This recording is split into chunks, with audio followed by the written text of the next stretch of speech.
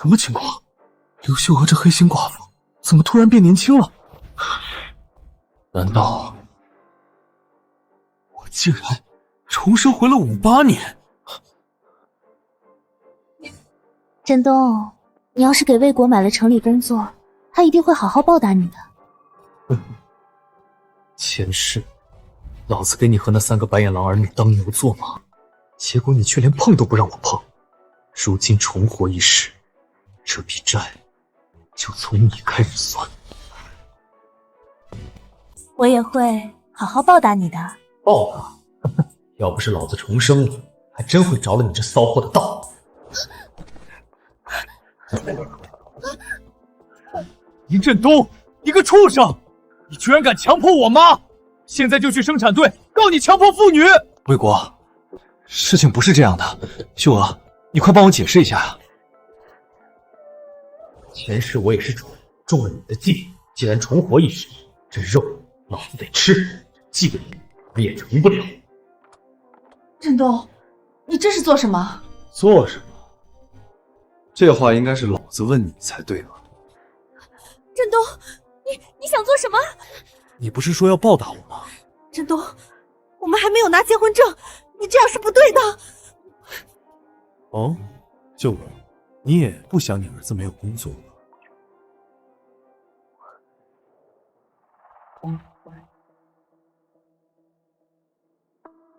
这里面动静不太对，不好！弟兄妈，开门！开门！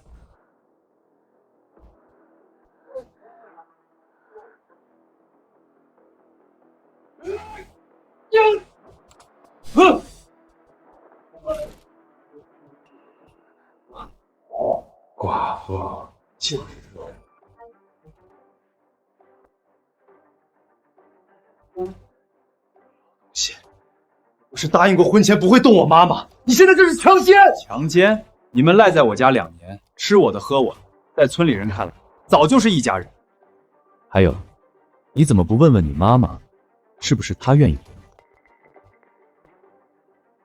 我不管，反正你和我妈发生了关系，你就得拿钱弥补她。弥补是吧？没错。来，过来一点，我好好弥补你。你看老子这样弥补你，怎么样？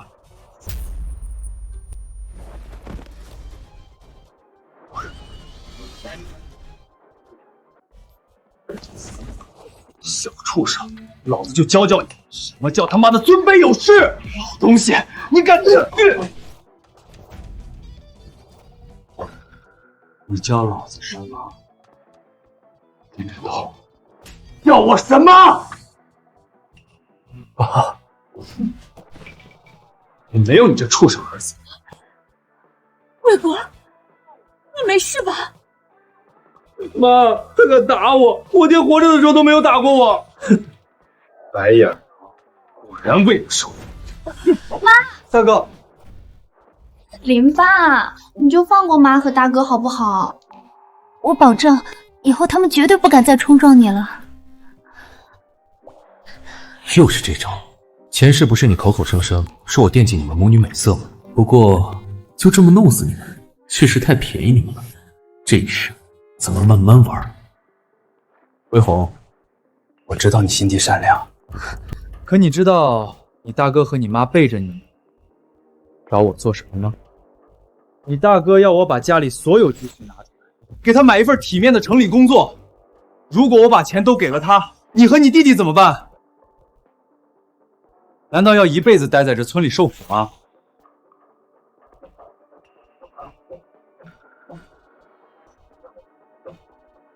林振东，你放屁！你少理解我们兄妹！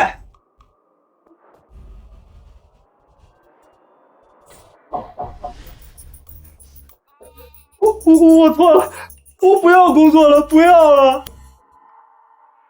你们都听到了吧？魏国已经承认了。家里的情况你们是知道的，这几年我供你们吃喝，本来就没剩下多少钱，你妈还时不时拿钱回娘家贴补你们几个舅舅，这仅剩的一点钱啊，只够买一个城里工作。这手心手背都是肉，我问过秀娥，这钱要给了魏国，你们姐弟俩怎么办？他倒会安排，说给魏红你找个好婆家，多换点彩礼，正好给魏军娶媳妇儿，留在身边好养老。你放屁，我才没。妈，他说的是真的吗？你要把我一辈子留在农村，只让大哥一个人进城工作？魏军，你听我解释，事情不是这样的。刘秀娥，你就是偏心老大这个四肢发达的蠢货！我是老大，妈给我找工作是应该的。你小学都没毕业，进城工作哪里应该了？你小学毕业怎么了？顶个屁用！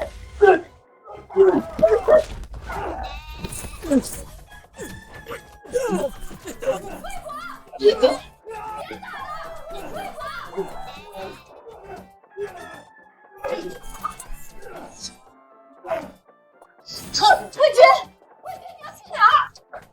这都算是什么事儿啊？林爸，我也想进城工作，求求你了。就拿这个考验干，哪个干部经不住这样的考验？不过嘛，你们三兄妹，林爸我最喜欢的就是你，可我手里的钱只够买一份工作。算了，爸紧着你一点，你晚上来爸的房间，爸跟你好好商量商量。林振东，你刚睡完我妈，现在又惦记我妹，别说老子对你妹妹没兴趣，就算有兴趣，你他妈告诉老子有问题吗？有问题就怪了。我都顺着你的话说了，你凭啥打我？老子就看你不顺眼。滚！林振东，我就滚！我妈和我姐都怕疼，轻点。林爸，我现在还没准备好。还真以为老子要的是你的身子，我要的是把我受到的伤害千百倍全还给你。魏红，不着急，你可以慢慢考虑。爸先上山打猎。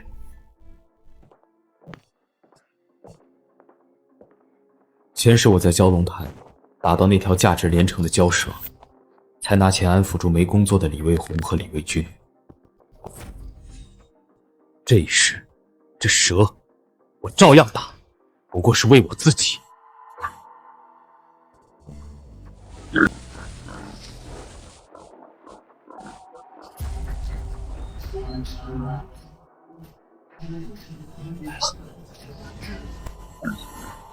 虽然不是那条蛟蛇，但这么大的野猪也不多见，总不能白来，弓箭动静小心。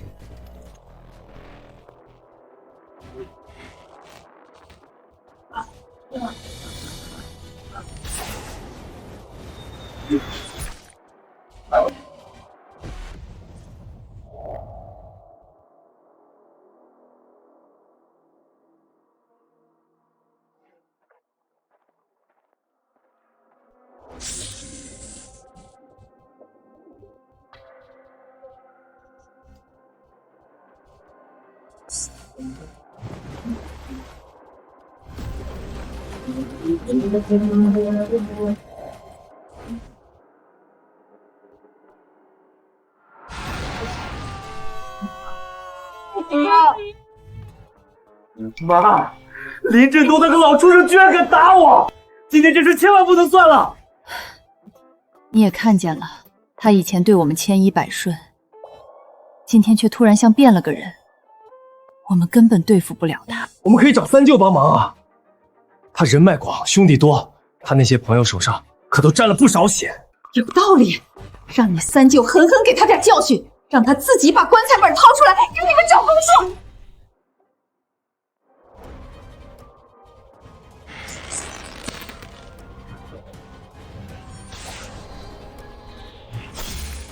好硬，看来只有堵枪能行了。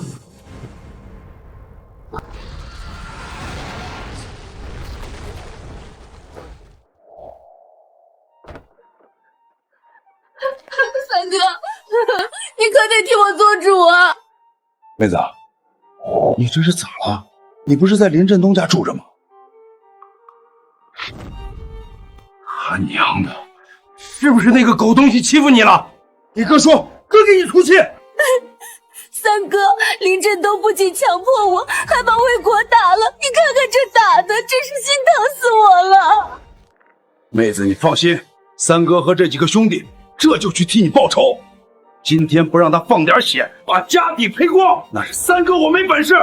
走！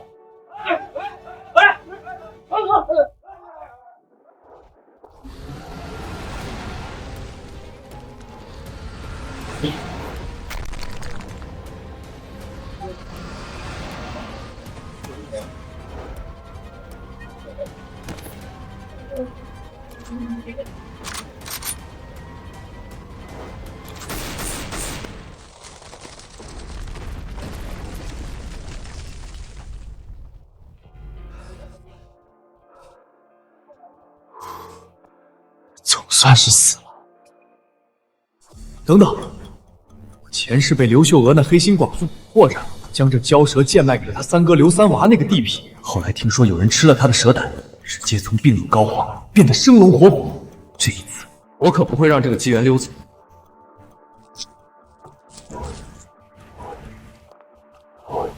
传说中，蛟蛇胆如玉如珠，药效奇特，可以金换髓，难道是真的？不管了，吃下去就知道了。反正这蛇身也值不少。好舒服，感觉浑身暖洋洋的，而且我的力量好像也变强了不少。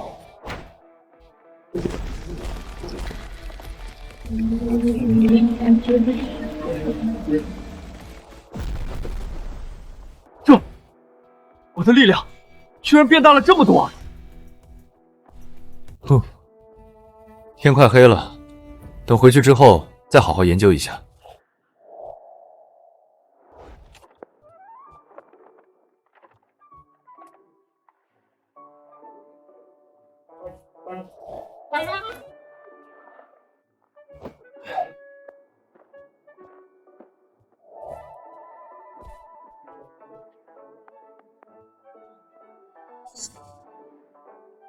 要不是力气变大，这蛇身只怕一次性都带不回去。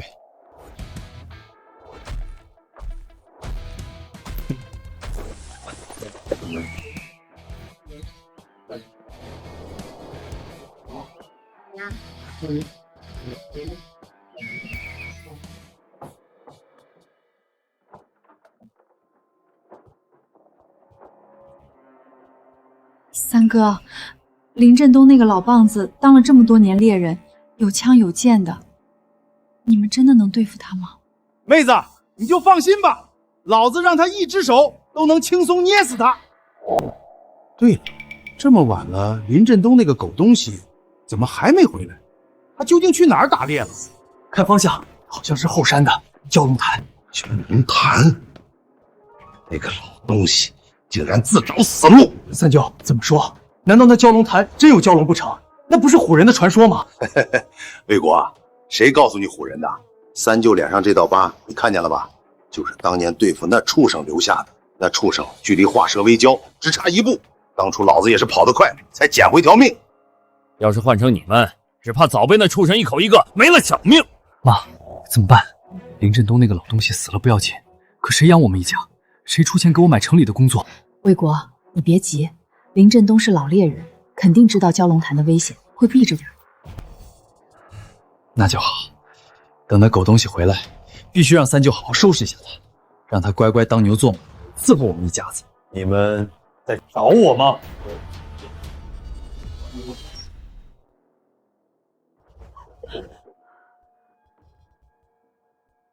林振东，你终于回来了！我三舅带人就在屋里，你有本事再动老子一下试试！龙，世界上真的有蛟龙！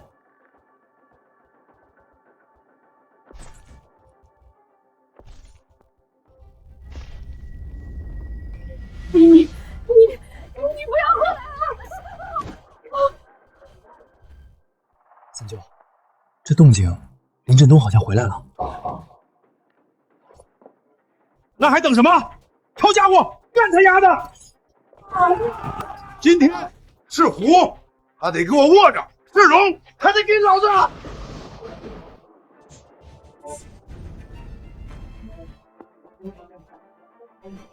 我操！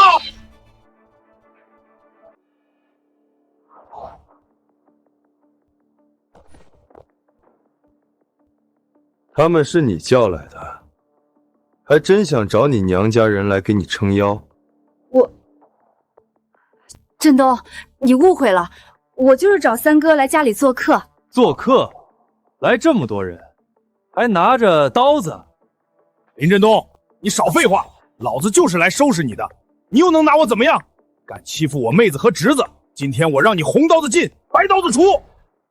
大哥，好像是白刀子进，红刀子出。我用你教，就你有文化是吧？拿不下他，信不信我让你白刀子进，红刀子出？兄弟，都听见了吗？大哥放话了，咱们一起并肩子上。这么多人，还怕他不成？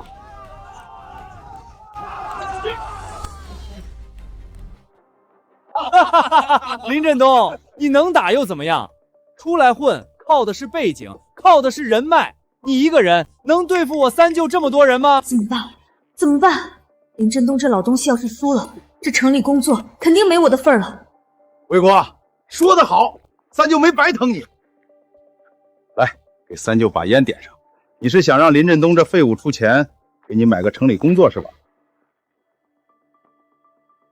没问题。你三舅这些兄弟哪个不是身经百战？三舅向你保证。这个烟都没抽完，就让他给你跪下道歉掏钱。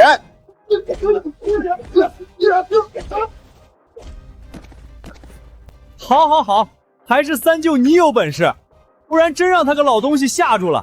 我看那什么蛟龙也是和野猪打架，让他白捡了便宜。三舅，情况好像有些不对。哪里不对了？你看。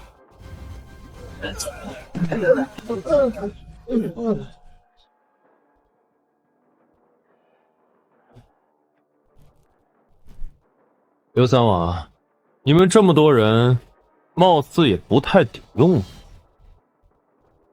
现在想跑，不觉得晚了吗？林振东，我承认小看你了，老子可是你三舅哥，你要是敢动我，就是大逆不道。是吗？林振东，你个畜生，杀人可是犯法的，我要去派出所告你。靠我！你们私闯民宅，持械行凶，别说老子捅你两刀，就算弄死你，老子也是正当防卫。我错了，振东，我再也不敢了，求求你不要杀我，你放我一马。记住，不是老子不肯杀你，而是老子今天见的血够多，就先饶你一条狗命。明白，我保证以后绝不再出现在你的面前。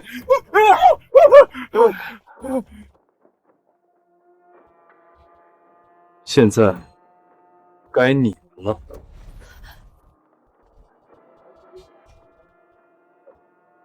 振东，我说的都是真的。我只是邀请三哥来家里做客，结果他看到了魏国脸上的伤，所以自作主张想替魏国出头，我们劝也拦不住。是他刘三娃自作主张，还是你们主动找来的？在我看来，并不重要。我今天把话放在这儿，无论你是把你娘家另外2个哥哥也找来，还是耍什么其他手段，老子都接着。振东，这事真的和我们没关系。先不说魏国进城工作，就我们全家的生活都只靠你过活，我们怎么会狼心狗肺的伤害你呢？林爸，你消消气，你身上都是血，有什么话先进屋收拾下再说。我也有些关于进城工作的事儿，想跟你细谈呢。工作？这是打定主意要为了工作牺牲美色了。对，振东，快进屋洗洗，我去给你烧热水。这些猎物明天再收拾。林爸，魏红，你究竟想干嘛？明知道那老东西觊觎你，你还往上贴，为了个进城名额，犯得着把清白身子搭进去吗？妈，你说什么呢？我不明白你的意思，你少装蒜。白天我去找你弟的时候，你和那老东西的事情，你大哥都告诉我了。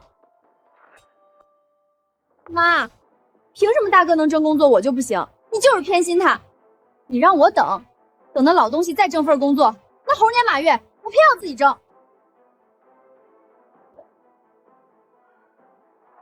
振东，来。振东，你今天打的野猪和大蛇，明天进城后肯定能卖个好价钱。魏国那城里汽车班的工作，是不是该定下了？我上午就已经说过，一碗水端平，端平。你怎么眼里还只有魏国？魏军和魏红不是你亲生的。我错了，振东，你别生气，我这就再去烧一盆，马上回来伺候你。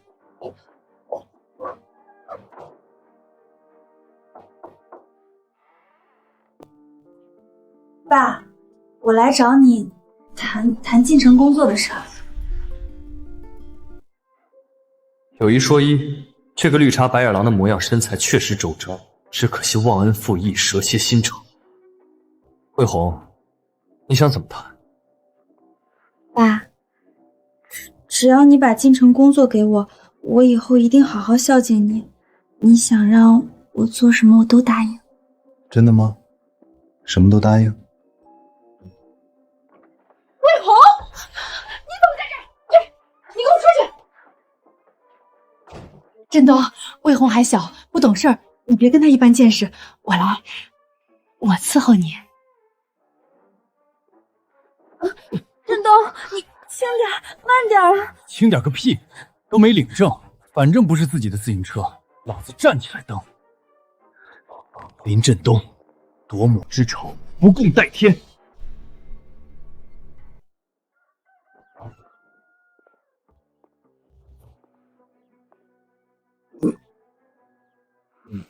林爸，那大蛇和野猪实在是太大了，妈给你借了辆板车，好方便你带进城卖。这还做着我当牛做马，供你们进城工作的美梦呢，也就想想。这么大，老哥，你这是打算卖什么？老哥，我可得提醒你一句，现在各家寻常物资都不缺，钱缺金贵。你带了这么多来，只怕很难卖掉，除非是些不多见的稀罕物。我勒个乖乖，这么大的蛇，真的假的？我没眼花吧？这哪是蛇？你看看它那尖尖的脑袋，好像要长角了。这分明是龙，传说中的蛟龙。我这算不算稀罕物？算，这要都不算，那什么算？老哥，这蛟龙肉怎么卖？算了，不管什么价，都给我搁2斤。给我来3斤，5斤，还有我。居然真的卖完了，这2块还是特意留给镇南尝尝鲜的，不然只怕也剩不下。362.5块5，放在这年代，足够寻常人家过1年吃穿不愁的好日子。我要没记错，我前世贱卖给刘三娃，连这零头都没有。哥，刘秀娥那寡妇就没安好心，还带着3拖油瓶，他们就是把你当老黄牛，怕你身上吸血。镇南，他是你嫂子啊。前世镇南没少劝我，让我多提防刘秀娥，我却把她的好心当作驴肝肺。如今重活一世，我才知道谁是真心对我好的。镇南，这是打算回所里啊？哥，你怎么又来了？我跟你说了多少遍了，刘秀娥和她3个儿女就不是知恩图报的主。你把棺材本拿出来给他们买工作，真的值吗？镇南，你说的这些哥都明白，但这工作我还是要买的。哥，以你打猎的手艺，什么好女人找不到，就非要上赶着给那一家子吸血。不过不是买给李卫国他们，而是买给自己。买给你自己？没错，镇南，说出来你不信，哥最近做了个梦，梦到自己对刘秀阿一家付出一切，甚至不惜和你决裂，到老了，却被他们生生祭死窑，等死。什么？他们怎么敢？哥算是彻底看明白了，他们都是喂不熟的白眼狼，只有我们兄弟之间，才是真正的血浓于水。哥，你总算清醒了。好，清醒就好。对了，哥，你想找个什么工作？之前给李卫国那白眼牢定的是县汽车班，但我这辈子就喜欢打猎，能换成巡山队吗？这样既有份正经工作，又不耽误我进山打猎采药。巡山队，这好办，咱这片区刚好有好几个巡山队员快退休了，我去找他们商量，肯定没问题。好，哥等你消息。哥，只要你别再让刘秀阁一家吸血，这点小事算什么？哪能要你的钱？拿着，亲兄弟也得明算账，不然我就不找你帮忙了。哥，只是哥你换了工作，刘秀娥一家子吸不到你的血，只怕不会善罢甘休。闹！我正等着他们闹呢。从今以后，只有老子吸他们血的份儿。妈，林振东的老东西进城半天了，工作的事儿究竟怎么样了？城里工作肯定是有的，可究竟是谁的，就要看你们三兄妹谁能讨得那老东西欢心。你们也看出来了，那老东西吃软不吃硬，我该帮你们的都帮了。谁的？当然是我，我都付出这么多了，你们凭什么跟我争？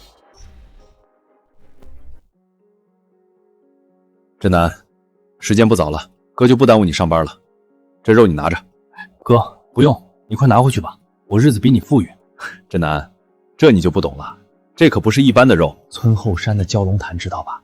有一条快化焦的大蛇，这就是那畜生的肉。什么？哥，你没受伤吧？没事儿，没事就好。对了，哥，最近城外不太平，从隔壁省流窜来了一批犯罪分子，拦路抢了不少人，所里已经开出500块，悬赏他们的踪迹。500，居然这么多！谁说不是呢？所里已经下了死命令，必须按时破案。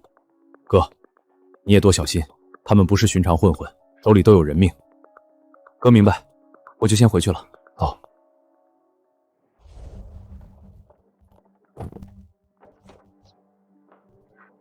振东，累坏了吧？来，喝口水。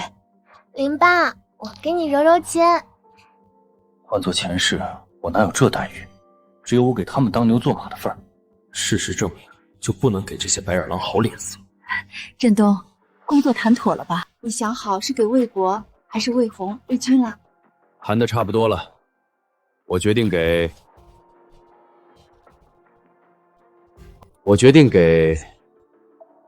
谁呢？说实话，我还没想好，手心手背都是肉，少了谁都不好。给魏红，魏军不同意；给魏军，只怕魏红也不同意。还有我，你怎么不问问我同不同意？爸，当然是给我。魏军是男人，正好留家里跟着你学打猎的手艺。爸，姐是女娃，终究是要嫁人的，工作给她，完全是糟蹋了啊！给我，给我，给我，给我！果然是塑料皮筋，不堪一击。妈，你倒是替我说句话呀！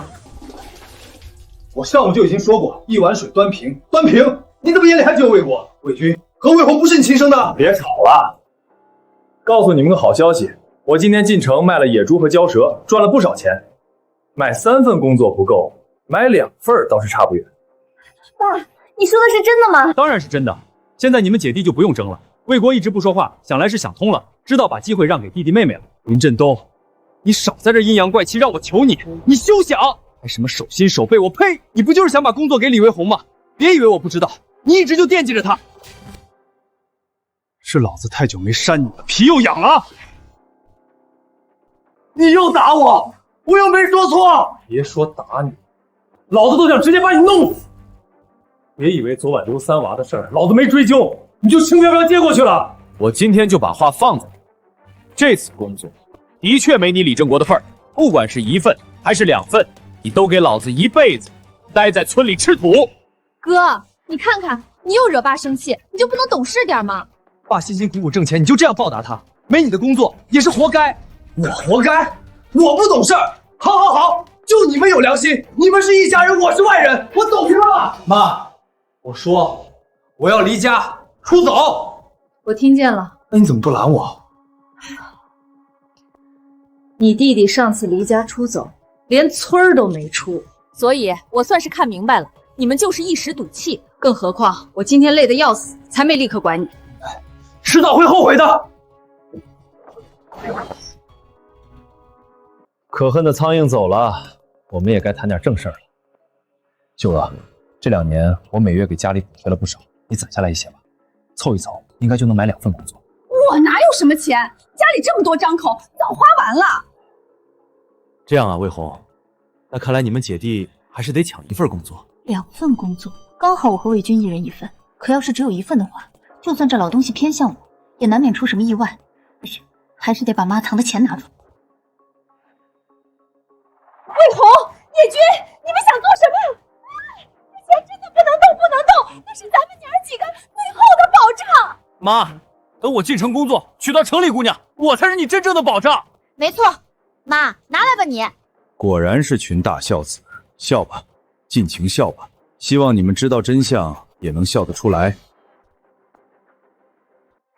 爸，给你，现在够了吧？呵呵，还不少呢，都快100块了。没了，全没了！我辛辛苦苦攒了好几年了。以前你们一个个趴我身上嬉戏，我反过来牵诈一下你们，不过分吧？还差一点点，我今天在上山打猎，采点药啥的，应该就够了。好好，辛苦爸了，我去给你准备上山用的东西。还有我也去帮忙。不应该啊，野猪都是群居，上回打的那头还是母猪，按理来说附近应该有不少小猪仔才对。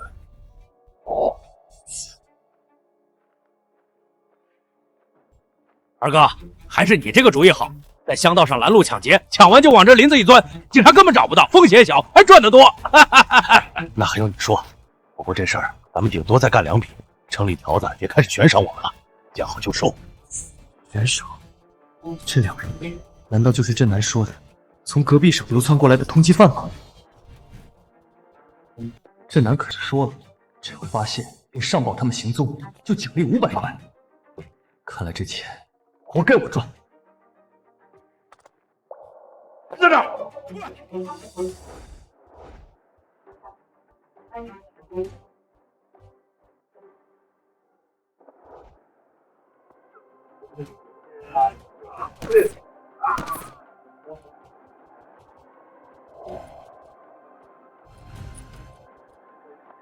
人发。三舅，林振东那个老东西又欺负我，我妈也偏心，连工作都没我的份儿，你可得替我做主。魏国，三舅为了替你主持公道，身上已经多了2个窟窿眼儿，你就放过三舅吧。那天你也看到了，那林振东厉害的不像个人，根本不是我们能对付的。三舅，私下对付不了，我们可以去派出所告他呀，告他强奸我妈、殴打我，还有捅伤你，这些可都是坐牢的重罪。告他？没错，我们去城里派出所告，他们又不了解村里的情况。退一万步讲，就算被发现是我们诽谤那个老东西，又能咋了？诽谤一个普通人，派出所顶多给我们一个批评教育，还能把我们抓进去不成？干了，魏国，三舅就再相信你一回，我们一起去告你。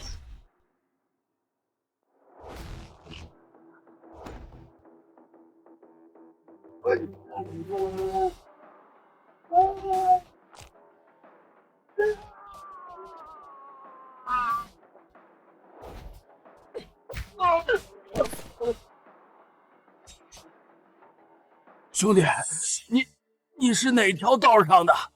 我们貌似和你没有恩怨吧？你们这些通缉犯，人人得而诛之。交代吧，你们姓甚名谁？从哪儿来？做了多少坏事？你做什么？你又想做什么？好好爷爷，我交代还行吗？说吧。我叫刘二娃，在邻省抢了供销社，杀了人，被通缉，所以想着回乡躲躲，可2手空空，实在没脸回家，所以想着拦路找好心人，借点钱花花。刘二娃，裘秀娥、刘三娃是你什么人？好汉爷爷，你认识我弟弟和妹子，他们就在林家村。混子的弟弟，通缉的儿子刘秀喜，你家的风水绝了啊！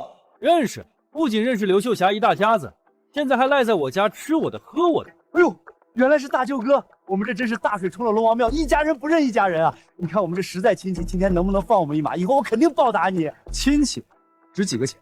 你知道县里悬赏你们多少钱吗？500块。这还是只发现踪迹的悬赏，而我直接把你们抓了，说不定就能得个全县表彰。这可是比钱更重要的名声。领导，你可得替我主张公道啊！哎，同志，你这是做什么？快起来，有什么事好好说。领导，求求你帮帮我，我给你磕头了。小同志，你有什么委屈就直接说吧，只要是真的，我保证给你做主。多谢领导，事情是这样的，我继父林振东长期虐待我，还霸占我的母亲，把我打成这样，还把我三舅的腿捅伤了，现在每天还得躺床上。什么？你们说的可是真的？那什么林振东不仅虐待你，还霸占你的母亲，故意伤害他人。领导，千真万确，我们要是有半句假话，天打雷劈。领导，你要不信，你看看我这腿，这2个伤口就是林振东他用刀捅伤的啊，现在还疼得厉害。无法无天，简直是无法无天！现在都什么年代了，竟然还有这种藐视法律的犯罪分子，光天化日之下，竟敢做出如此伤天害理的事儿！周局，你息怒，事情没有调查清楚，目前也只是他们俩的一面之词。你什么意思？你是想说我们在诬陷林振东？别以为我不知道，林振东是你亲哥，你当然向着他说话。两位同志，你们放心，如果情况如实，我们一定替你主张公道。无论他是谁的亲戚，都绝不姑息。林振东，这次就算你不死，你也得脱层皮。周局，好消息！林家村的生产队打电话来说，悬赏的那2名通缉犯已经被人抓获了，现在人就在林家村。什么？也在林家村？是谁抓获的？这可是我们全县的英雄典范，还不快好好准备，奖金锦旗必须得好好表彰。魏国，你觉得会是谁啊？你们村什么时候多了一位这种能逮捕通缉犯的猛人？无论是谁，只要不是林振东那个老东西就好，一定不是。你给我走快点，磨磨蹭蹭的。我已经用生产队的电话通知了城里派出所，马上就会来接收你们。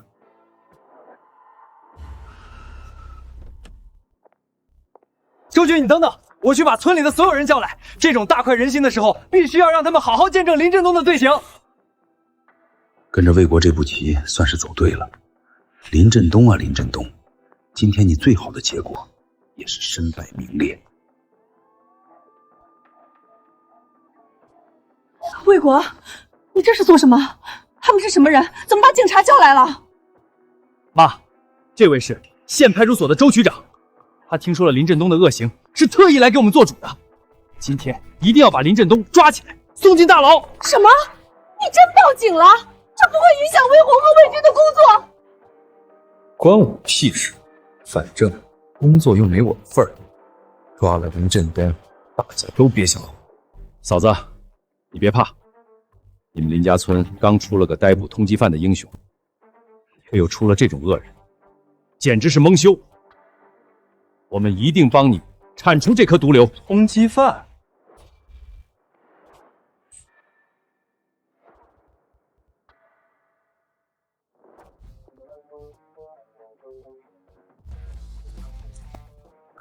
毒瘤？你们在说什么？领导，是他，就是他！周局，小心，他们俩就是那2个被悬赏的通缉犯。什么？同志，他们是你逮捕的？好，你真是帮我们县里解决了一个大麻烦，我代表全县人民好好感谢你。领导，你言重了，这些都是我应该做的。身为村民，保护一方平安是本分。哎，不必谦虚，你是不知道，为了抓他们俩，我们派出所费了多少功夫，调了多少人手，你这可是立了大功啊！你就是我们县里当之无愧的英雄，必须好好表彰表彰。来，同志，拿着，这1000块钱奖金和锦旗，是给你此次的奖励，这是你应得的。爸，你好厉害，居然抓住了通缉犯，还是2个，太厉害了！爸，有了这1000块奖金，我们的工作算是彻底有着落了。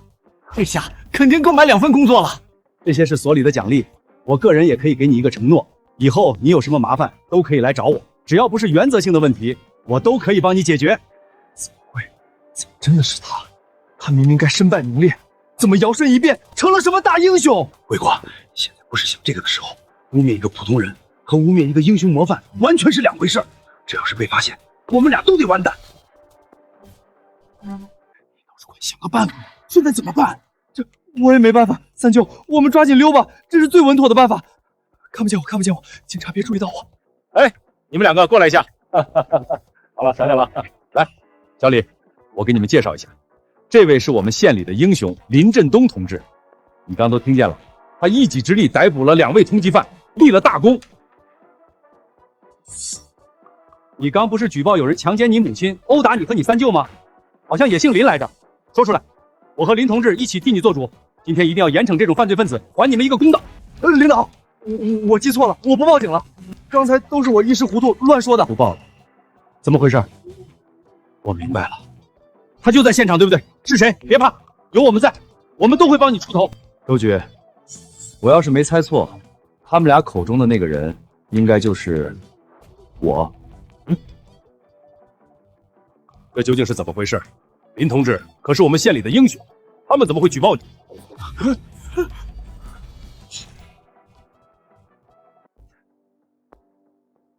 领导，还是我来说吧，我算是他的继父。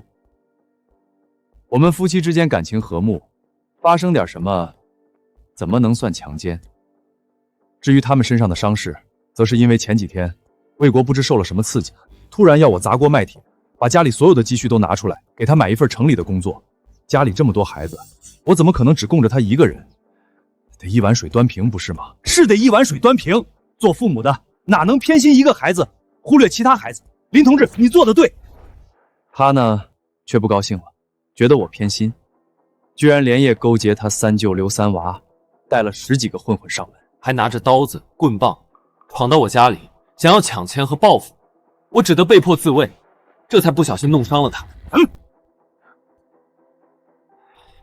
我本以为他经此一事能长点教训，会有所收敛，万万没想到，他反而变本加厉，竟然跑到派出所造谣诽谤，还闹到领导您的面前，败坏我的名声，简直是胡闹，太不像话了！林同志供你吃穿，把你抚养成人，你不体谅他的辛苦就算了，还这样忘恩负义，不仅勾结外人闯宅抢钱，还造谣诽谤，简直是天理难容。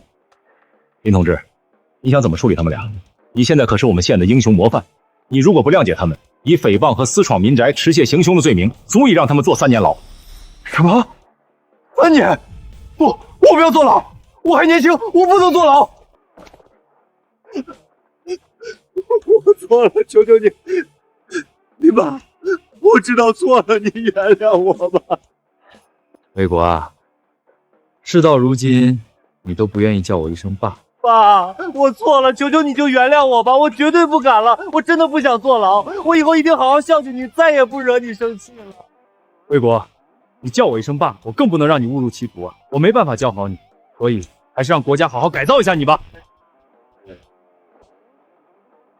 让你知道什么是礼义廉耻，什么是知恩图报。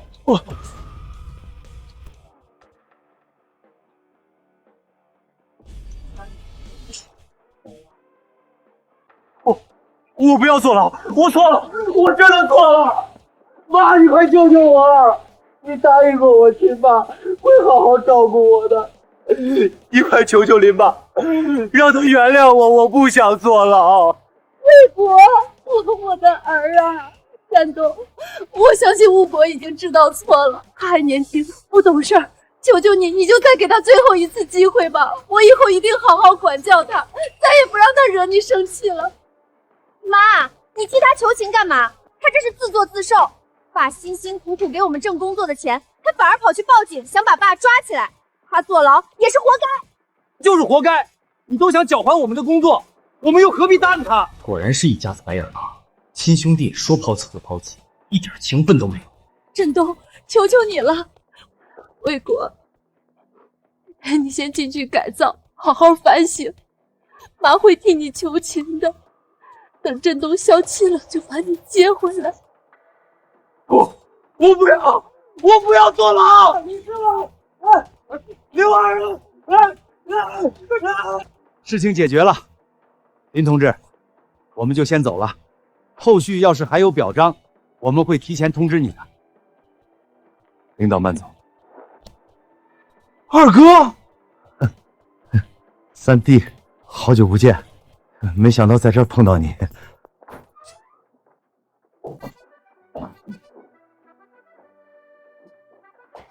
爸，现在大哥进去了，家里又得了1000块的奖励，买2个城里工作绰绰有余了。你看我们的工作什么时候能办下来？就是，爸，你打算什么时候办下来？我还等着工作去追城里的对象呢。还心心念念工作呢。呵呵，李卫国进去了，接下来就该轮到你们了。新仇旧恨一起算。你们就放心吧，爸明天就进城去给你们办工作。爸答应你们的事儿肯定做到，不过你们答应我的事儿也得办成。爸，你就放心吧，人家一定会好好报答你的，绝对不会让你失望的。魏红，你这是做什么？爸刚回来累了一天了，也不知道给你爸倒杯水，快去倒水。究竟想干嘛？真要为了个城里工作，什么都不管了？妈，你烦不烦啊？我自己心里有数，我不过是给那老东西一点甜头，工作定下了，你看我还搭不搭理他？就是，要不是我在追求个城里的富家小姐，需要份体面的工作，我才不会低三下四的叫他爸，真是恶心，一点都不想叫。人前叫爸，人后就叫老东西是吧？你们果然没让我失望，一点都没变，还是这么忘恩负义。不过，李卫军的城里对象难道是他？城里对象是你上回说的那个千金小姐吗？霍军，那你可得把握住了。应该就是他了，楚莹莹。前世李卫军那崽子冒充大学生，花言巧语把他骗婚成功。我老年凄惨，被祭死窑的时候，整个家里也只有他愿意偷偷帮我，给我送点吃的喝的。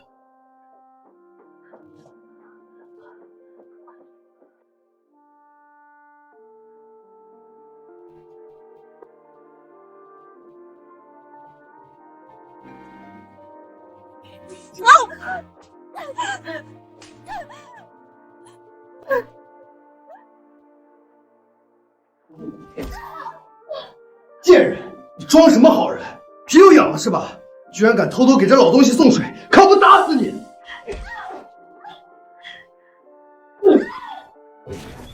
上一世我被你们害得惨死，他被你们害得家破人亡，过着生不如死的日子。这一世我绝不会让这种事再次发生。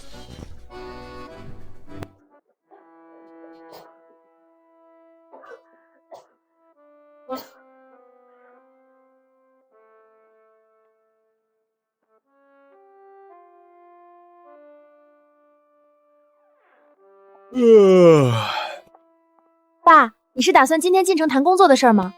钱够吗？这是我攒的零花钱。爸，我想去百货公司当售货员。爸，这是我的，我不挑，我就想找个坐办公室的。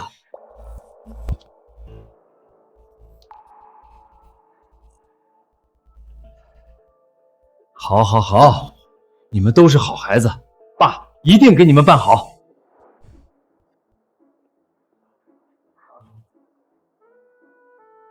买个屁的工作！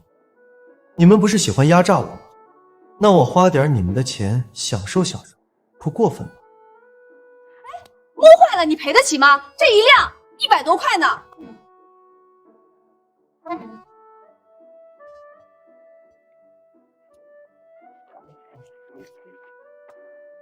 我还真买得起，给我来一辆。哦，好好，同志，我这就给你开票。我要没记错，这个时候整个林家村也就生产队长有辆自行车。对了，再给我来2条华子和熊猫，再来瓶毛子，黄桃罐头，麦乳精。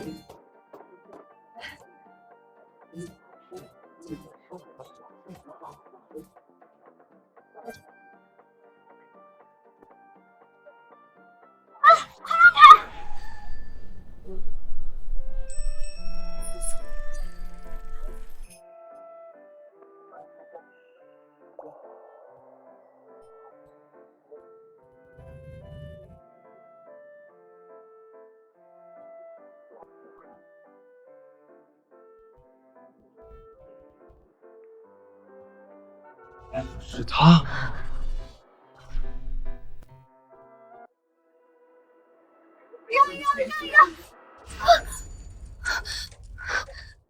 对不起，真的对不起，我刚学会骑车没多久，忘记刹车坏了，差点撞到你，实在太抱歉了。没错，就是他，楚莹莹，县城首富的宝贝千金，前世被李维军那畜生骗财骗色，婚后日夜遭受打骂，过着暗无天日的日子。不行，我现在一个陌生人，就算提醒他，他多半也不会相信。大叔，你没事吧？是不是哪里受伤了？没事儿，小姑娘不用放在心上。你这么急匆匆的，是有急事？我爷爷病了，卧床不起，需要用人参补身体。听说这里新进了一颗30年的老参，我着急过来看看能不能买到。你需要30年份的老参？准确来说是需要50年以上的老参，可这种年份的太罕见了，只能先凑合用。是吗？我常年进山打猎采药，对山里的情况熟得很，知道哪里有50年份的老参。真的吗？大叔，你没骗我，那我爷爷的病就有救了。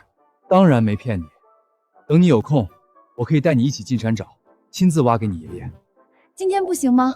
我爷爷的病情真的挺急的。这不正好，楚莹莹亲自上门，发现李卫国不过是个乡下穷小子，所谓大学生不过小学毕业，到时他的谎言自然不攻自破。今天也行，我正好要回村，带你一起进山，尽快把老参挖出来。那我们一言为定，我这就回家准备，我待会儿直接去你家找你。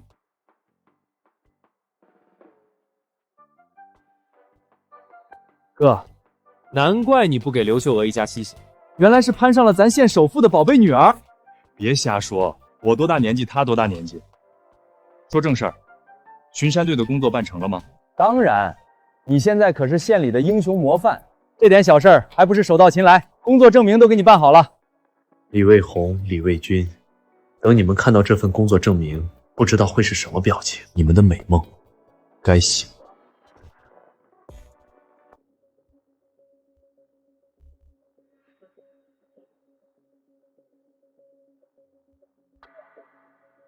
哟，藏什么宝贝呢？原来是在写情书，让我看看都有什么肉麻话。还给我，快点还给我！大海，你好多水啊！莹莹，你那么美，你知道我每天在大学有多想你吗？我的天，这谎话你也编得出来？还大学，小学也是刚刚毕业而已吧？你懂什么？这叫浪漫，你就是嫉妒我。等我有了城里的工作，和莹莹结了婚，我就是县城首富家的女婿了。到时候吃香的喝辣的，让你们都羡慕。首富女婿，你追的那个什么莹莹是县城首富的女儿？没错，莹莹就是咱县楚首富的宝贝女儿，长得漂亮又有钱。等我娶了她，我就真正飞黄腾达，再也不用看林振东那个老东西的脸色了。好，好，好，魏军，你可得好好把握住，这可是千载难逢的好机会。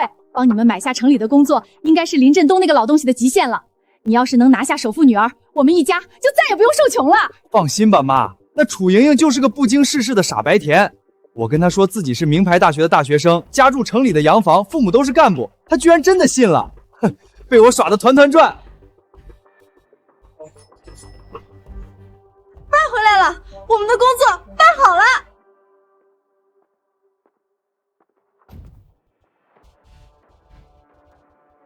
爸，这自行车哪来的？这么新，一看就很贵。啊，工作的事是不是谈妥了？工作证明在哪呢？快给我看看。没错，工作。太好了，从今以后我就是城里人了，再也不用待在这熊山沟里了。快翻开看看，是什么工作？是不是坐办公室的？县巡山队现聘林振东同志为队员，任期3年。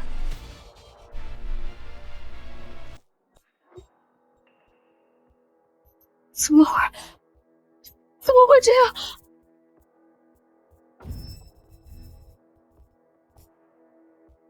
怎么了？振东，不是说给魏红和文军找工作吗？为什么变成你了？还是什么巡山队？是不是哪里搞错了？还能是为什么？当然是因为你的宝贝大儿子李卫国呀！我之前就在想，他那样闹，跑到派出所报警，造谣污蔑，会不会连累我们？都是他害来，我猜的都是对的，我们的工作都被他毁了。没想到还能从这个角度解释，倒是省了我不少功夫。魏军说的没错，实在是魏国造谣报警那事儿影响太坏了，县里的领导都知道。我原本托人想把魏红办去百货公司当售货员，魏军办去县五金厂做办公室，可人家一听说我们家庭成员有劣迹，就怎么都不肯收了。李卫国就是个祸害，自己坐牢还不够，还连累我们。等他从监狱里出来，我一定要找他算账，都是因为他，我们的一切都毁了。振东，工作没办成，那钱总拿回来了吧？魏军谈对象急需用钱啊，还有我们之前给你的那些钱也得还给我们吧？那可是我们的血汗钱。人家说这是我们自己的原因，出了这种事儿，概不退还。给百货公司的钱，人家给换成了这辆自行车和这些东西；给五金厂的钱，人家给换成了巡山队的工作名额。我想着魏军体弱，连枪都没摸过，干不了巡山队的活，只能我勉为其难顶上了，不然这钱就白花了。这造孽呀！简直是造孽呀！我们的钱，我们的工作全没了。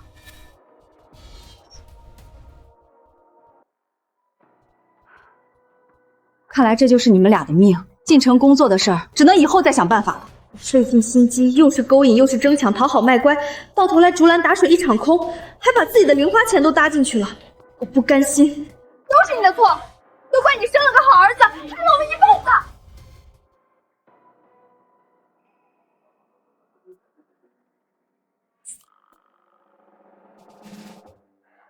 爸，工作的事没着落，那你看这自行车能不能给我用？我正追莹莹呢，需要一辆自行车撑门面呢。有了它，莹莹肯定会更喜欢我的。是啊，振东，魏军现在追的那城里姑娘可是县城首富的千金。魏军要是成了首富女婿，他肯定会好好孝敬你的。我们一家也能跟着沾光，飞黄腾达，不是？孝敬，是我亏着良心砸锅卖铁帮你包装自己，买自行车、买手表，帮你冒充大学生，结果却害了楚莹莹一家，让她受尽折磨。这件事，你休想再利用我，休想再靠近楚莹莹一步。爸，你倒是说句话呀！我保证，等我追到莹莹，和她结了婚，就把自行车还给你，还会给你买更好的。还保证呢？按时间算，楚莹莹差不多已经到村口了。你还是想想，你的所有谎言被戳穿，会是个什么下场呀？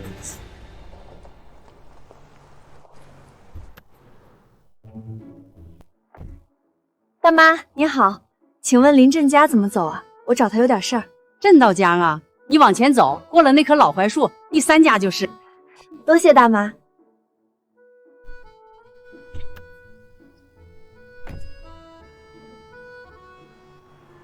这姑娘长得跟仙女似的，还开着小汽车，怎么会找林振东那个老猎户啊？说不定是找李卫军的。那小子天天在村里炫耀，说自己在追城里的有钱姑娘，长得漂亮，家境还好。谁说的准呢？林振东和刘寡妇可没领证，严格来说不算夫妻。我可听说城里人就喜欢老夫少妻，这姑娘说不定就是看上林振东了。爸，你就借我用用呗。还有，你能不能再给我拿点钱？我还得买身像样的行头，装成大学生的样子。说来说去和李卫国一个德行，都想趴在我身上吸血。算了，好戏才刚刚开始，总得让楚莹莹亲眼看看她的真面目。魏军，不是爸不给你，实在是爸身上真没多少钱。对了，那姑娘还有什么别的要求？还真有，她爷爷病了，急需50年的老参，你天天上山打猎采药，肯定能找到，快帮我找找。这个可以有，我刚也答应了一个姑娘，一起进山找参，正好顺路办了。只是你确定能拿下那首富女儿？首富家的姑娘眼光肯定高得很，你那点小把戏真能糊弄住她吗？放心吧，爸，楚莹莹就是个傻白甜，只要不被发现我假冒大学生，我说什么她都信。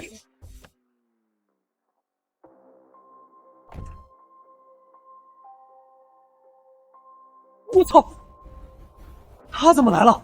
我跟他说我现在在大学里，可千万不能让他发现我在这儿。她呀，就是我约好一起进山找参的姑娘。怎么？她就是那个什么首富千金？爸，你怎么不早说？重点是我也不知道。妈，你们千万注意，别露馅儿。我先进屋躲起来，绝对不能让他发现我，不然就前功尽弃了。就这副不堪的模样，楚莹莹堂堂首富千金，真能看得上？大叔，我来了。我们什么时候进山找参啊？我已经迫不及待了。就你一个人，而且进山采药，你穿这身不合适，换这套吧。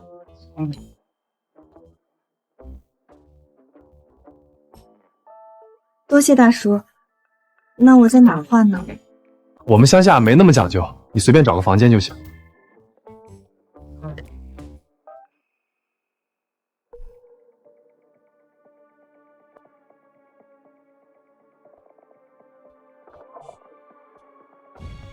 不好！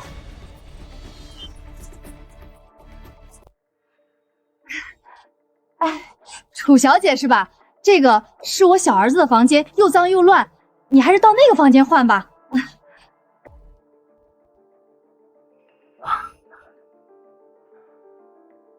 好险，差点就露馅了。瞒得了一时，瞒不了一世。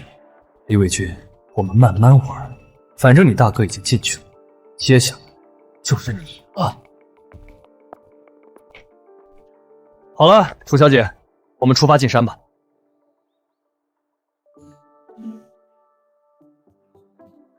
林叔，我能摸摸你的枪吗？我还从来没打过枪呢。只能摸摸，开枪的后坐力太大，你把握不住。大叔，你看我这样像不像一个神枪手？好痛！大叔，我好像崴到脚了。我看看，崴的还不轻，就算现在下山，按你这情况，天黑前也走不出山。都怪我，大叔，要不你背我吧？男女授受不亲，而且我可听说你有对象了。什么对象？就是一个死缠烂打的苍蝇罢了，天天吹牛说自己是大学生，还住城里别墅，就他那土里土气的气质，也好意思出来骗人？他居然知道李维军是假冒的，这么看来，前世李维军肯定用了其他卑劣手段，才把楚莹莹搞到手上。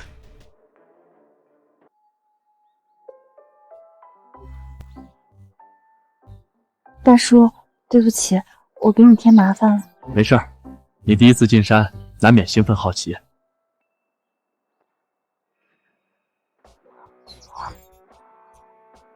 楚小姐，我好像发现你需要的50年老参了。那太好了，大叔，谢谢你，我爷爷的病有救了。大叔，你为什么要系红绳？这是老一辈猎人的规矩，都说人参成精会变成人参娃娃跑掉，系上红绳就能拴住它。在我看来，就是为了醒目，下次再来也能快速找到。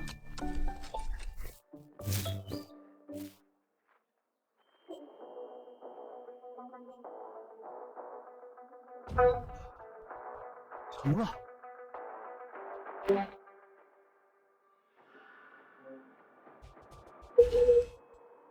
凭什么你就能去守护女儿？凭什么我被林振东那老东西占尽便宜，却什么都得不到？魏军，这天可都快黑了，孤男寡女在山里过夜，我都不敢想象会发生什么。你少胡说！楚莹莹是城里人，眼光高得很，怎么会看上林振东那个老东西？就算是我，都还没碰到他的手一下。是吗？我看林振东比你有本事多了，又会打猎又会找参，楚莹莹说不定早就看上他了。李卫红，你给我闭嘴！反正莹莹不可能看上那个老东西，更不会允许他碰他一根手指。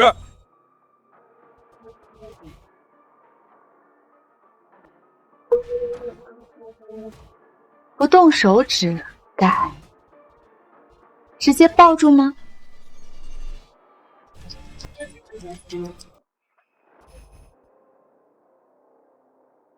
好啦，现在手也牵了。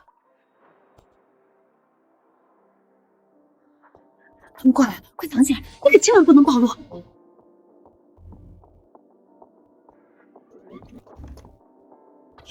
这是怎么了？脚崴了？多亏大叔背我，不然今晚就得上山过夜了。振东，这么晚还没吃饭吧？你赶紧找药给楚小姐涂涂，我去给你们做饭。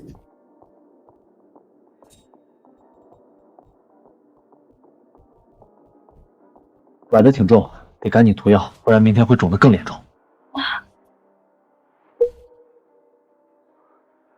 快，你出去帮莹莹涂药，绝对不能再让那老东西碰她。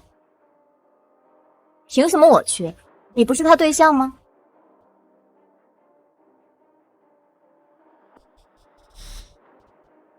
大叔，麻烦你了。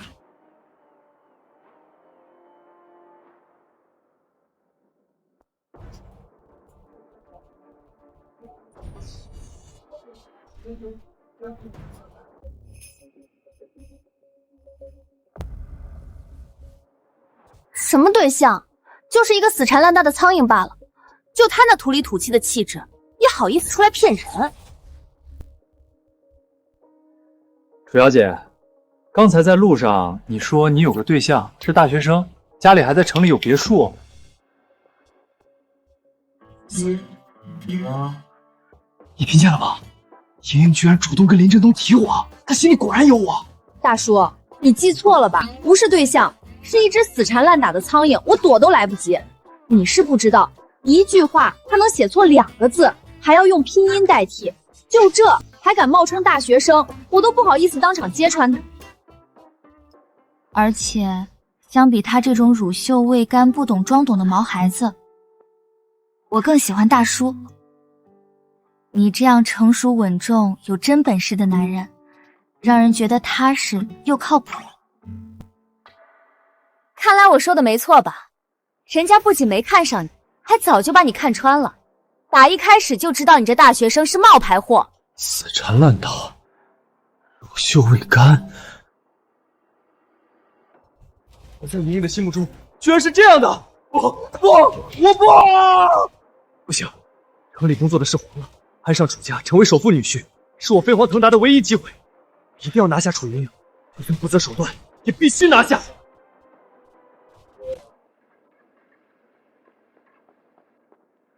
妈，小辉给咱家母猪配种药，还有呢，快给我找出来！你要那玩意儿做什么？你该不会是想……魏军，你疯了？那可是县城首富的千金，要是把他惹恼了，楚家动动手指就能弄死我们全家。妈，真的不能再等了。楚莹莹看林振东的眼神都不一样了，明显是看上他了。生米煮成熟饭是现在唯一的办法，到时楚家就算再不愿意，也得认下这一切。妈，风浪越大鱼越贵啊！就算真出了事，我就说是我一个人干的，跟家里没关系，绝对不会连累你们。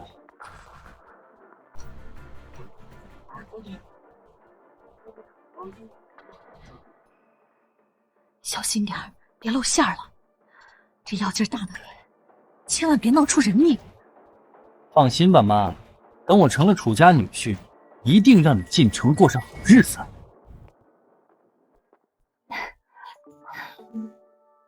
大叔，休息了一夜，我的腿是好了一些，但还是用不上力，只怕还是开不了车回去。要不我来开，送你回去。大叔，真的吗？你还会开车？我可是特意去市里学了好几天才学会的。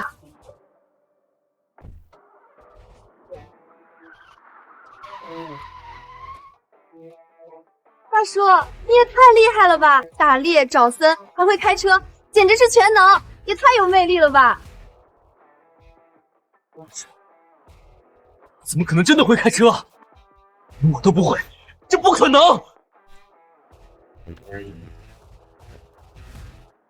上车吧，我送你回去。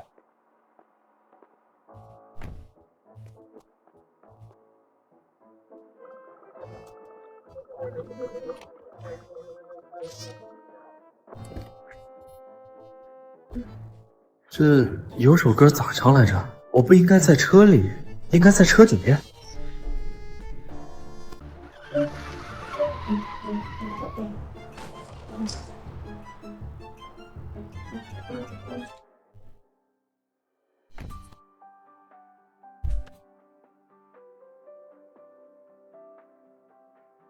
大叔，谢谢你送我回来，要不要进屋休息一下，喝杯茶再走？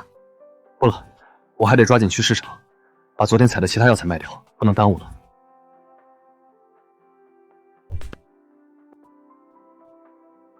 对了，这是你需要的50年人参，快拿去给你爷爷煎药，别耽误了病情。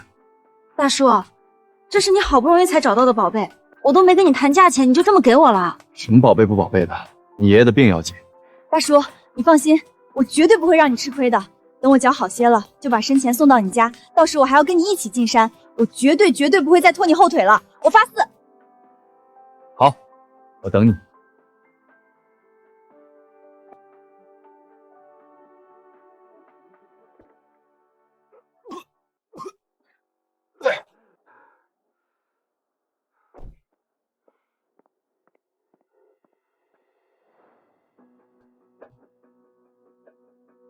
这么煞费苦心跟来，我倒要看看你能耍出什么花样。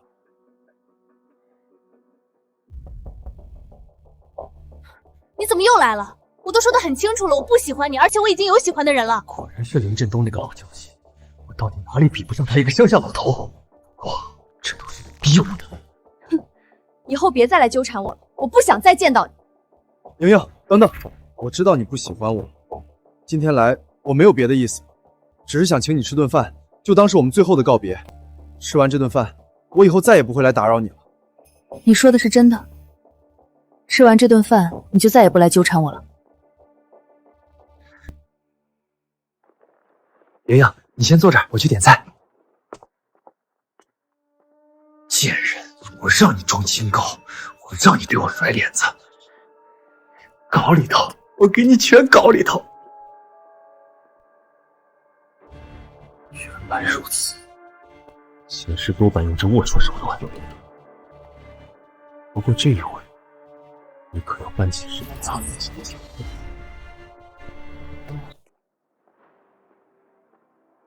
莹莹，上菜还需要点时间，先喝点水润润嗓子吧。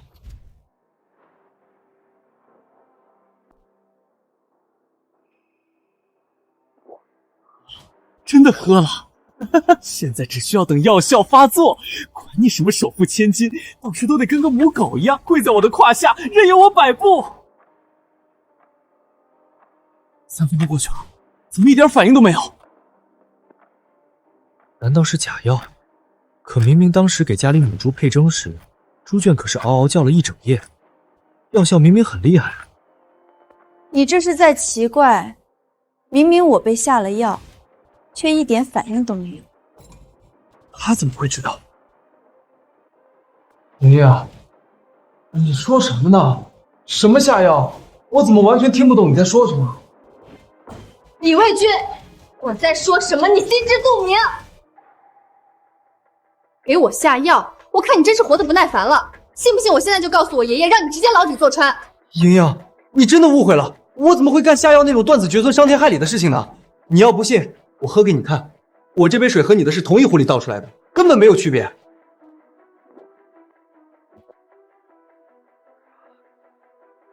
太热了，是这天太热了，屋里又不通风。你看，我没事吧？我真的没下药，你就是误会我了。都这样了，还嘴硬是？怎么会这样？明明我只在你的水里下了药，为什么我会变成这样？当然是因为在你下药之后，趁你不注意，我们把你2杯水杯换了。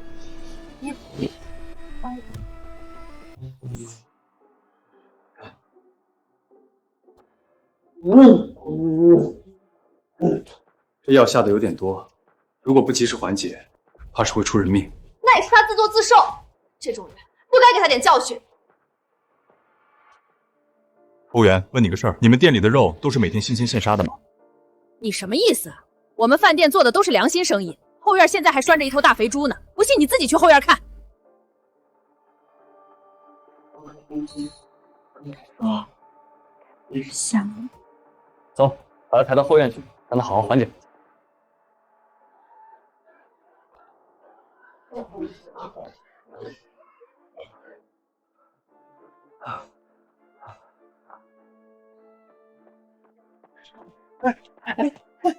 美人，别走，来，让我亲亲你，抱抱你。宝贝儿，你怎么好像变胖了？身上的肉也多了不少。不过白白胖胖的也挺好，愈发眉清目秀，我更喜欢了。宝贝儿，我来了，我有点大，你可得忍一下啊，待会儿你就知道我的厉害了。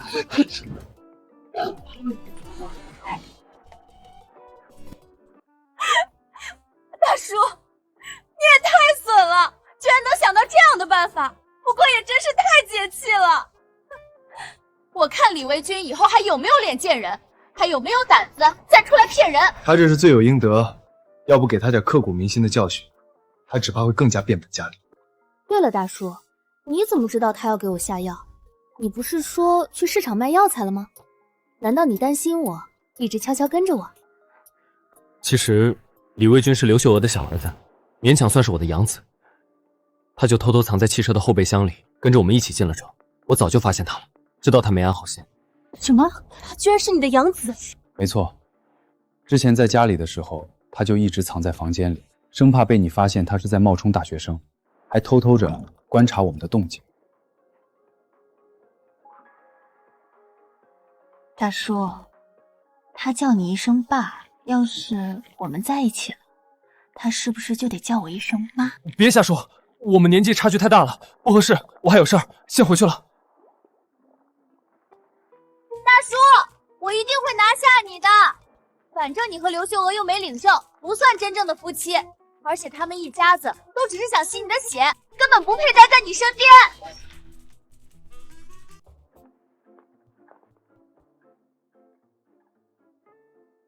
这年代的女孩都这么生猛直接吗？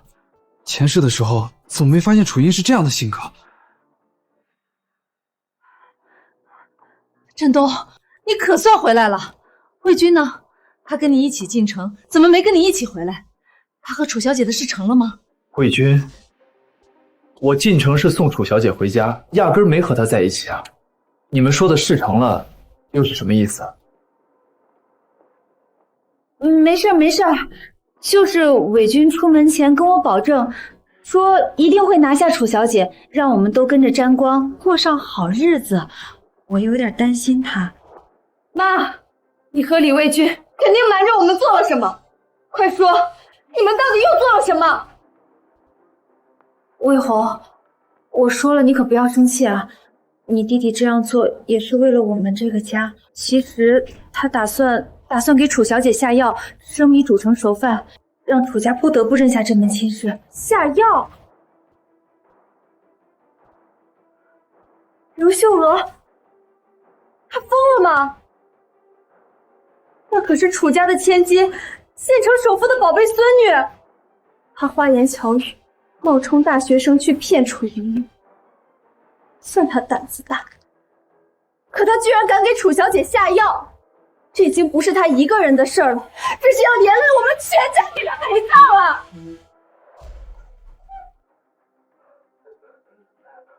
魏军，你这是怎么了？怎么弄成这副样子？楚小姐呢？你们的事到底怎么样了？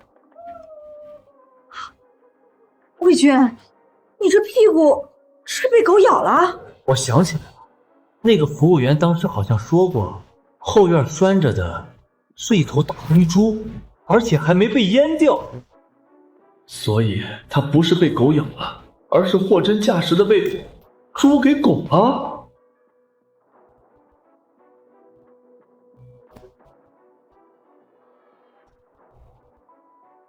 魏军，这到底是怎么回事啊？事儿究竟成了没有？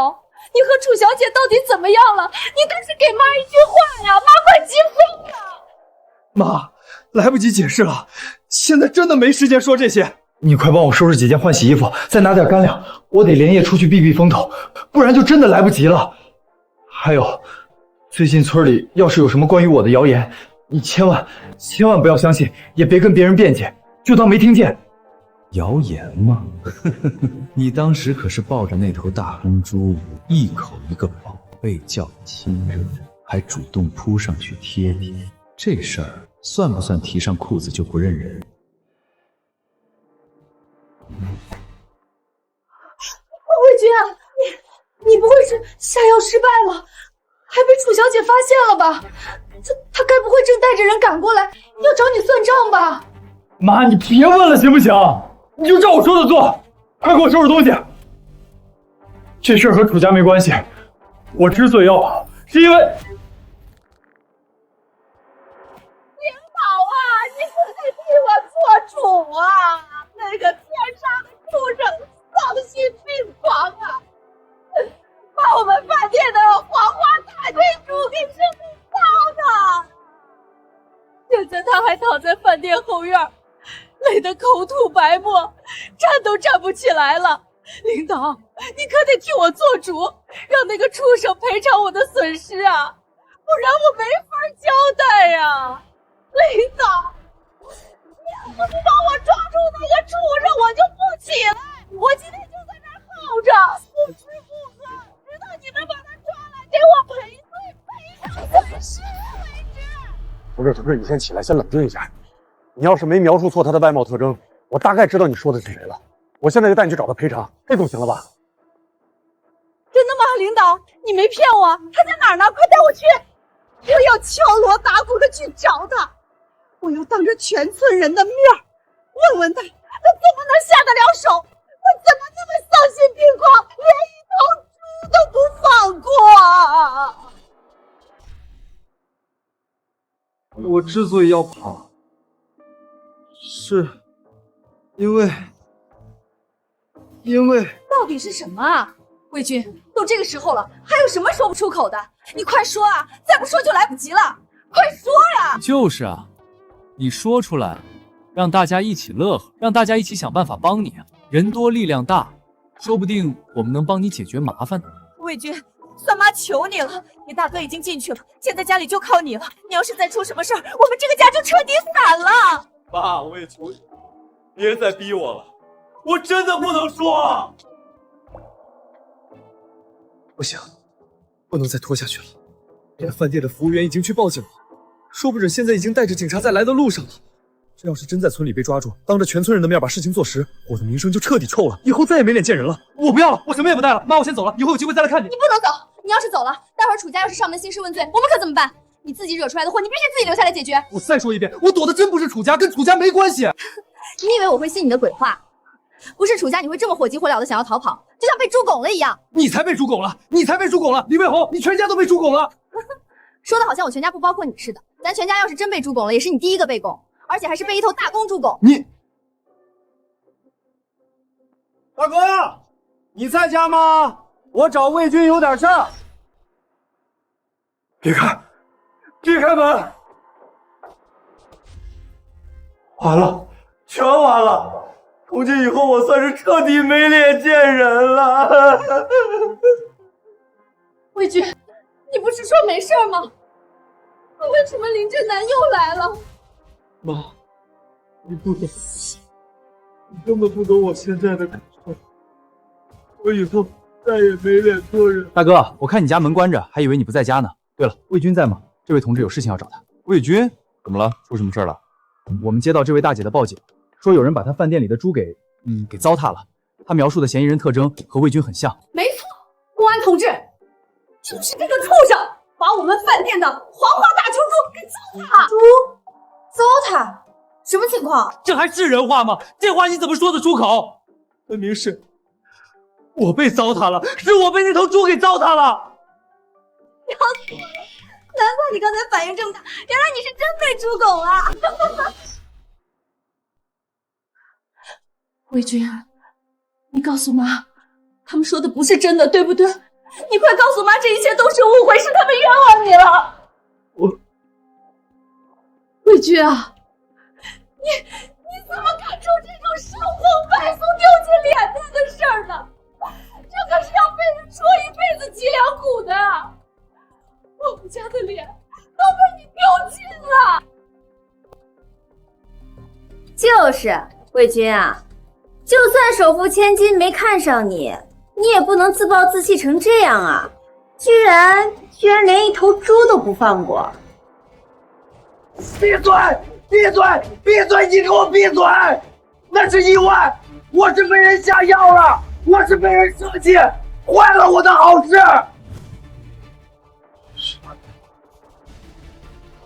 当然是因为在你下药之后，趁你不注意，我们把你2杯水给换了。最好别让我知道你是谁，不然我一定和你不死不休。放药，现在说这些还有什么意义？事情都已经发生了，我让你别冒险，你非不听，还说什么风浪越大雨越贵。现在好了，不仅失败了，还闹出这么大的笑话。那个正南，魏军这事儿说到底也只是一头猪，算不上什么大事儿，是不是我们只要赔偿这位大姐的损失就能放过魏军？理论上是这样的，只要你们愿意赔偿她的经济损失，并且取得她的谅解，这事儿可以私下解决。哼，也别说我欺负你们，这头猪是我们昨天刚买的，价格不贵，一共花了39块8毛钱。但是他把我们那纯洁无瑕的黄花大龟猪糟蹋成那样，必须得付精神损失费。对，就是精神损失费。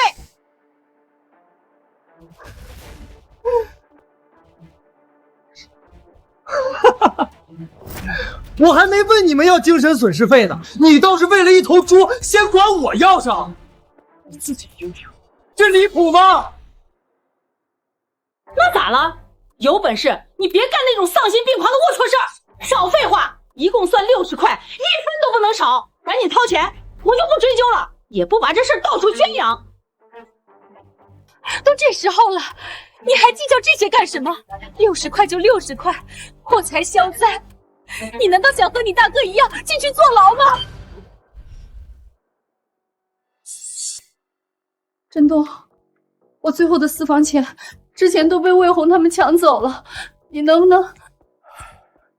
秀娥，你也是知道的，我的所有积蓄都拿去给魏红和魏军买工作了，结果工作没买成，钱也退不回来了。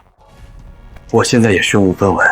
没钱，我就知道你们这种人根本拿不出钱，真是晦气。我早该想到的，你们要是有钱，他也不至于连一头猪都不放着。公安同志，既然他们没钱赔偿，那就把他抓去看守所，等他凑够钱再放他出来。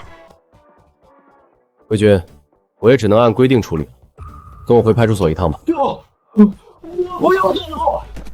我是被人设计了，有本事你们去把那个害我的人抓住！为什么要抓我？设计？那猪圈可是你自己扑进去的，没人。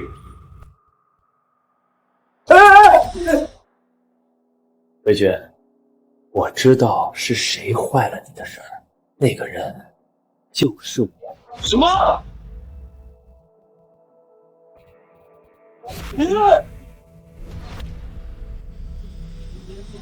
还敢动手？知道？我要杀了你，林振东！我一定要杀了你！原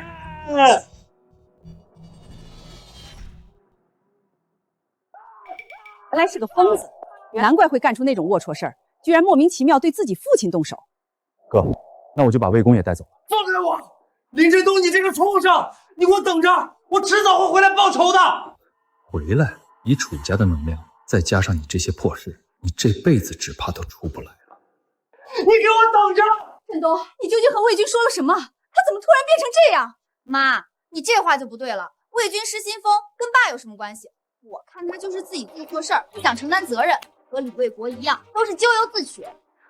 说错吧，爸？这是觉得李卫国和李志军都进去了，能一个人吸我的血，想的挺美。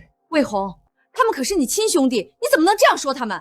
没错，魏红，魏国是个自私小人，我们可以不管，但丽君平时还算孝顺，我们不能真不管他。没错，所以我打算从今天开始，咱们全家一起赚钱，早日帮伟公缴清赔偿款，把他救出来。赚钱？我们包括我和魏红吗？爸，我这身娇体弱，从小没干过重活，我这细嫩的小手哪里能赚钱啊？肯定会被累坏的。用这个赚！我已经和生产队说好了，你们每天出5亩地就能换1毛钱，只要你们不眠不休坚持半年，再加上我打猎的收获，就能凑够赔偿款，把魏军救出来了。3亩地都能要我们的命，现在居然让我们出5亩！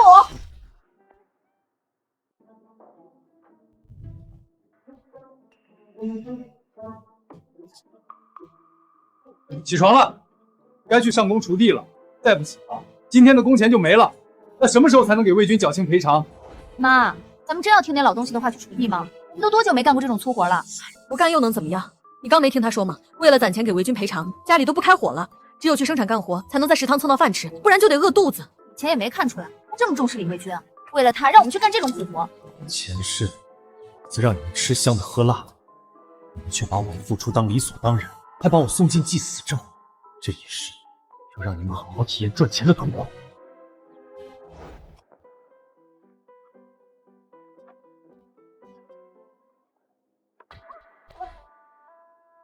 妈，我不干了，我这才干多大一会儿，手上就是全是水泡了。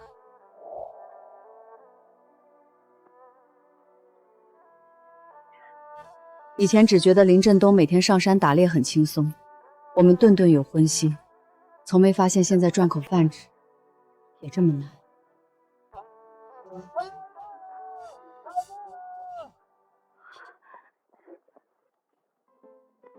快看看里面有什么，我想吃红烧肉。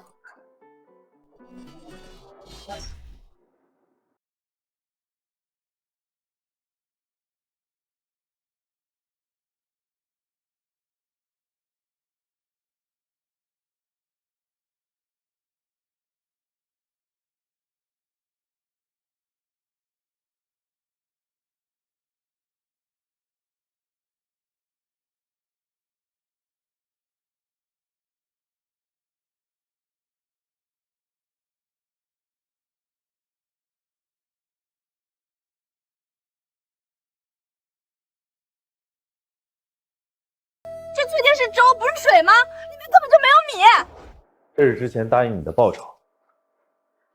好，好，好，以后再有这样的好事儿，你尽管说。咱也不是为了钱，主要是看不惯他那丧心病狂的兽行。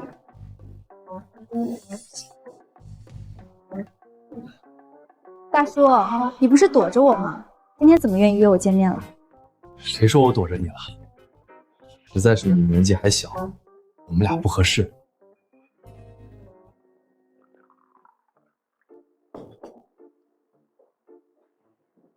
我都20了，哪里小？不信你仔细看看，摸摸也行。好了，大叔，不逗你了。说正事儿，多亏了你上一回找到的50年老参，我爷爷的病好多了。这是卖参的钱，你拿着。这么多？哪里多了？这才200块，50年的老参可遇不可求。足够了，这已经远超市场价了。要不是爷爷不让，我都想给你1000块呢。对了，这些是我最近采的药材，你看看有没有爷爷需要的。大叔，这是30年的灵芝，50年的三七，还有这80年份的天麻，这些药材价值连城，足够顶我们小半个楚家了。你都是怎么找到的？这才到哪儿？这些只是我靠着前世的记忆，把山里最外围的药材简单找了一遍而已。往里面走，还有更多宝贝。现在我看爷爷还怎么说你穷，说我们门不当户不对。只是大叔，刘秀娥一家子要是知道你赚了这么多钱，肯定又会来吸你的血。他们没机会了，该收拾的都收拾了，两世恩怨也该彻底了结了。收拾？你打算怎么做？大叔，带带我，我也要一起。放心，少不了你的份儿。我会让他们乖乖自投罗网，除非他们真愿意受一辈子折磨。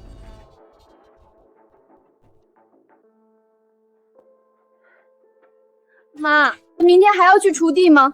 这2天我们连1亩地都没锄完，半年也锄不完5亩。还有那饭给狗都不吃，我坚持不下去了。不干又能怎么样？难道你指望林振东良心发现吗？他整天进山，现在连人影都找不到。妈，你说林振东那个老东西是不是在故意折磨我们？他是不是知道我们以前算计他的事儿，回来报复我们？应该不会吧？虽然我们吸他的血给他设局，让他给我们当牛做马，但也不至于吧？算了，不想了，我太累了，只想睡觉。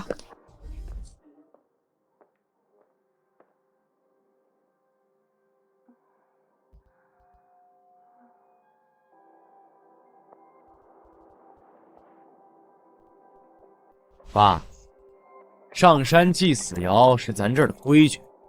等你死了，我们肯定给你多烧纸。林振东，你也别怪我们心狠，你的钱早被我们榨干了，不送你去死，还留家里吃白饭啊？没错，说到底，你当初收留我们，不就是惦记我和我妈的美色？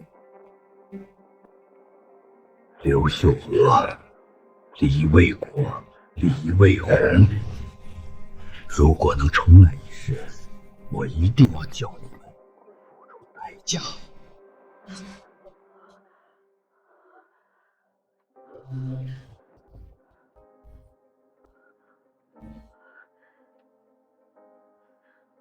妈，你该不会也做了那个梦吧？难道你也……等等，魏红，那该不会不是梦，是林振东的前世，他是重生回来报复我们的。应该不会吧？世界上怎么真的有重生这么离谱的事情呢？肯定是我们最近太累了，才做了同样的噩梦。可这是唯一的解释啊！如果林振峰前世是被我们祭死瑶冻死的，他回来报复我们，那他做的所有事就都说得通了。性格突然大变，又逼着我们锄地受苦。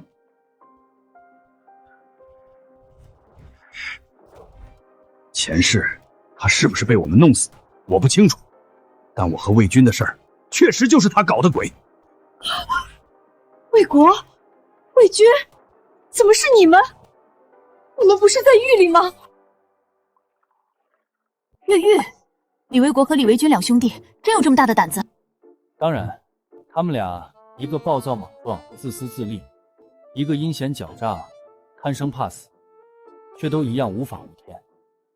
在得知短时间内出不来后，铤而走险是他们唯一的选择。大叔你好厉害，把他们摸得这么透。可是你怎么确定他们就会自投罗网，还会来绑架我呢？毕竟严格来说，我和他们俩可没有直接的深仇大恨。一方面是他们误会了我们的关系，想拿你要挟我；另一方面是……哦，是吗？那我和大叔你是什么关系啊？大叔，说嘛说嘛，你倒是说说看，我们是什么关系？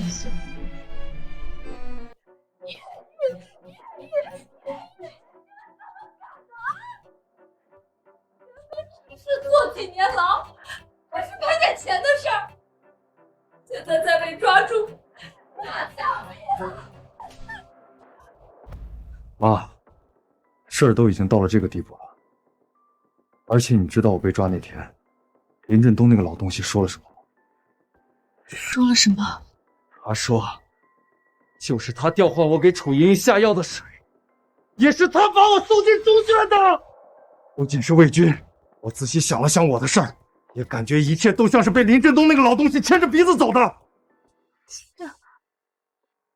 可就算真全是他搞的鬼，又怎么办？你们又对付不了他。对付不了他，可以对付他在意的人，可以对付楚玲玲啊。没错，我和伪军已经商量好了，绑架楚莹莹，不仅能报复林振东那个老东西，还能勒索楚家。而且，只要有了钱，我们全家就能换个地方重新生活。可是，妈，你刚不还说，万一我们做的梦都是真的话，林振东绝对也会报复我们俩的吗？我们好像也就只有这么一个办法了。大哥，魏国和魏军越狱，现在所里找他们都忙疯了。你怎么突然把我叫来楚家，还特意叮嘱别让人看见？大叔来了，他们真来了，全被你说中了。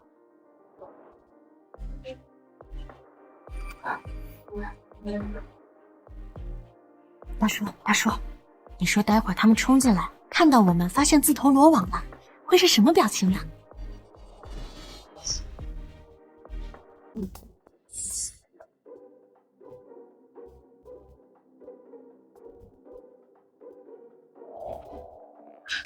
魏军，楚家可是首富，真的没事吧？妈，你就放心吧，我已经调查清楚了，整个楚家现在只有楚莹莹在家，所以我们唯一应该担心的就是有人突然从门外闯进来。这还真是自投罗网。不愧是首富家，这装饰一看就花了不少钱。再有钱又怎么样？待会儿还不是我们的。楚莹莹是楚家唯一子嗣，只要我们绑了她，楚家什么条件都会等。德军，你居然调查得这么清楚，那等我们拿到钱，你会放过楚莹莹吗？那就要看她能不能把我伺候舒服了。谁让她不识好歹，居然和林振东那个老东西勾搭在一起。老东西，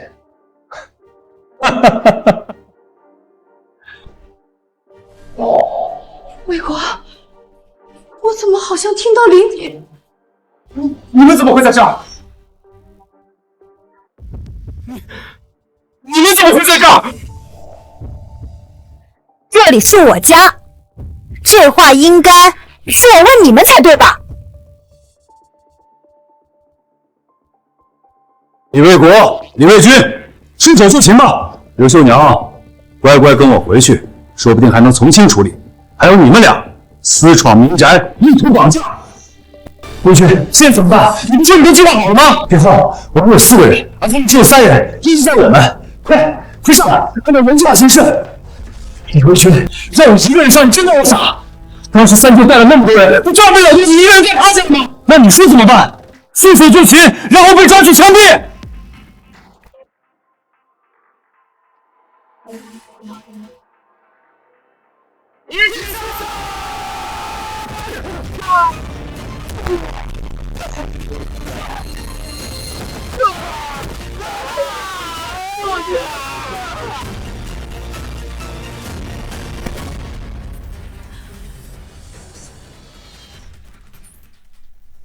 抓住他们，应该足以让你立个大功了吧？我立大功？大哥，这不行，他们是你抓住的，我也没帮上忙，我不能抢你的功劳。而且你听我说，光把他们带回所里，对我来说就已经是不小的功劳。也行，从今以后我们都要好好的，怎么样？走吧，跟我回所里。说实话，我是万万没想到。没错，你们这……我想起来了，是你家人就得找你七七，真的，没错了，就在你，看在我们夫妻一场，看在我这么对你的份上，你就放我一马吧。没错，只要你放过我，我什么都答应你，我一定把你伺候的舒舒服服。伺候？没错。你们这对蛇蝎心肠的母女，白送我也不能要。白送都不要，那你之前之前我只不过是在戏弄，只不过是为了在你最高兴的时候将你从天堂坠入地狱。事实证明，你为了工作，为了利益，果然不要脸的出卖尊严和一切。不应该是这样的。哼，没错，更何况大叔已经有我了，你以为他还能看得上你？振东，他只是图一时新鲜，一没有钱，二没有本事。他堂堂首富千金，怎么可能真的看上你？谁说大叔没本事？大叔会采药，会开车，会给我治伤，会算无一策，是天底下最好的男人。还有，谁告诉你们大叔没钱的？这些天我帮大叔把他采的那些珍稀药材全卖了，你知道卖了多少钱吗？多少？好几万，都顶我小半个楚家了。还有，这就是我和你们的差距，你们只会心安理得的趴在大叔身上吸血，只会坐享其成的索取，而我能站在大叔身边，帮助大叔成为更好的人。妈，或许我们真的错了。一切结束了。大叔，什么结束？是我们崭新的生活开始了。你休想再推开我，我这辈子认定你了。